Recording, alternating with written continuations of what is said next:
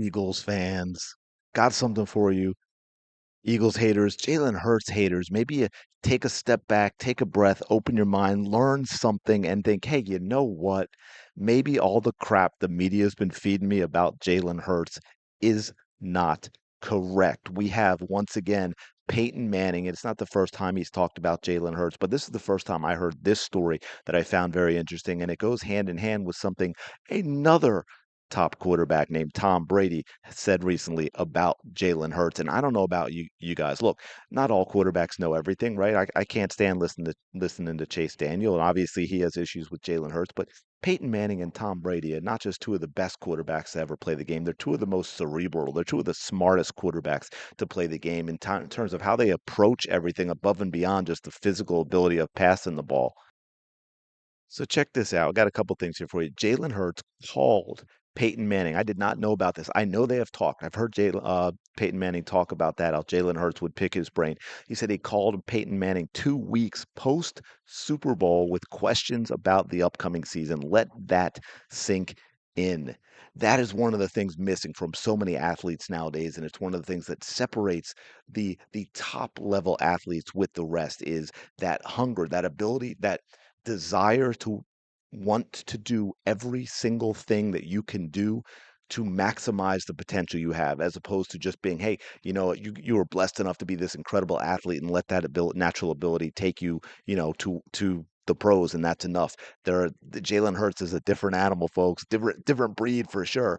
Peyton said, hey, there's some things we can do to be even better. Or I'm sorry, Jalen said, hey, there's some things I think we can do to be even better, Peyton. What do you think? Manning said, as opposed to being on some island celebrating, which goes to my point. He was already into the 25-26 season. So that tells you everything. He's still a very hungry player, and how lucky the Eagles fans should be to have a guy like that. 100% I agree with this. And the fact that Peyton Manning continues to talk about what impresses him about Jalen Hurts, it just makes the rest of these guys out there look incredibly foolish. The Chase Daniels of the world and so forth, all of ESPN basically. Colin Coward on FS1 and so forth. These guys that are Cam Newton, of course, the wonderful Cam Newton. We know how smart and insightful Cam Newton is about the quarterback position. And yeah, I thought that I want to play this segment as well. I have two other quick segments that I want to play and talk about because this is very interesting. And this goes to something I recall from last year. I think that was Saquon Barkley was talking about as well. So let's listen. This is about it's less than 2 minutes, but it's about a minute 45. But this I'm going to actually let the whole thing play through because I think it's really important. I think it's something that a lot of people don't talk about enough with Jalen Hurts because yeah, like all quarterbacks, hey man, this is a second round pick. Okay, I mean this isn't like it was a can't miss.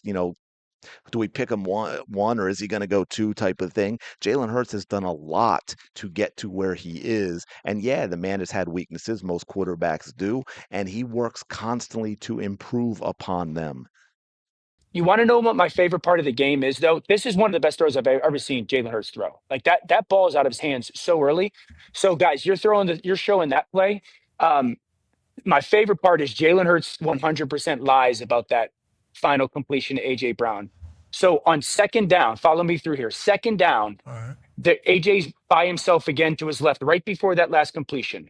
Minnesota runs their all-out pressure.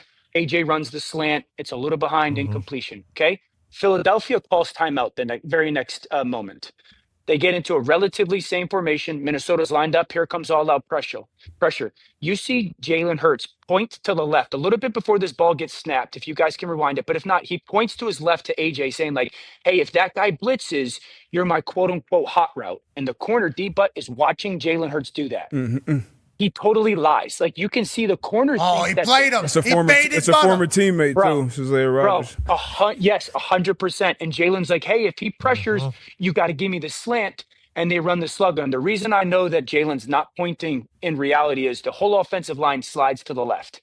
If he was sliding the whole offensive line to the left, he ain't telling him he's hot off anybody to his left. And so that to me, goes back to what Jalen grew in last year was like owning the line of scrimmage, situationally being perfect. That gives me juice to my veins to know that that's the Excuse me. style of the ball. We didn't know where the Rock, juice I was love headed, that but we know stuff. your blood is flowing over there, brother, and you should get excited I for love things that like stuff, that. man. I like to see Jalen Hurts playing a little chess. Hey, yeah, Yeah, yeah, we're doing this. Yup, sluggo, slant, go. See yeah. you later. Isaiah's been having a hell of a season for that Absolutely. Minnesota Vikings team as well. Now, we all know. And I love that. I love learning this type of stuff. I think it's really cool. It's kind of the game within the game. It was a setup by Jalen Hurts, and that is one of the things that he's improved upon. I think one of the things we got to do with Kevin Patullo is, and I'm not saying it's his fault, but maybe it's just him being new, and Jalen's constantly having new coordinators, is getting them to the play in, getting them to the line of scrimmage sooner, so he has more time to do this sort of thing.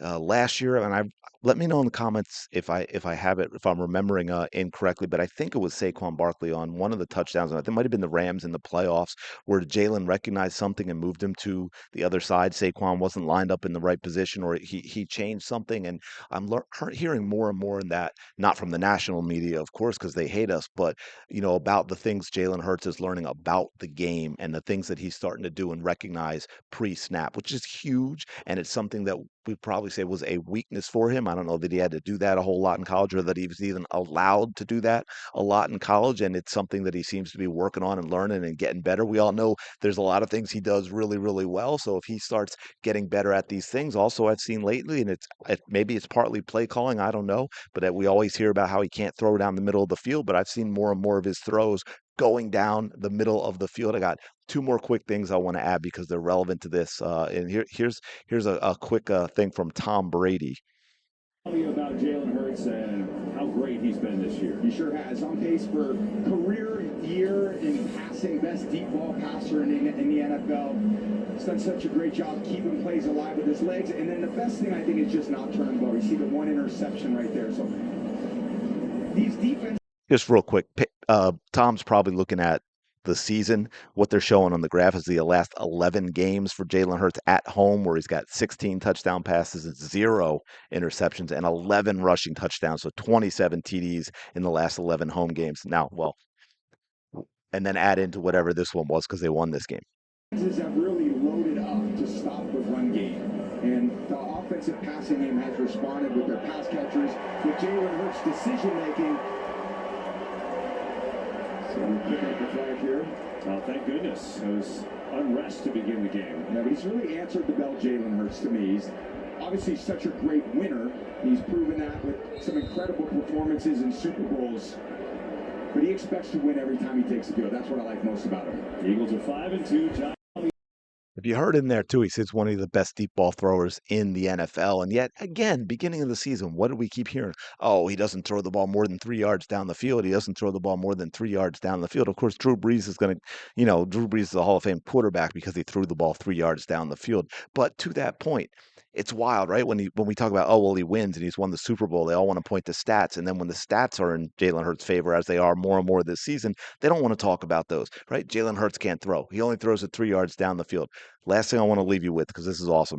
Hurts on deep passes, last 4 games. Completions 11, first in the NFL. Attempts 22, first in the NFL. Yards 443, first in the NFL. TDs, interceptions 5-0, tied for first in the NFL.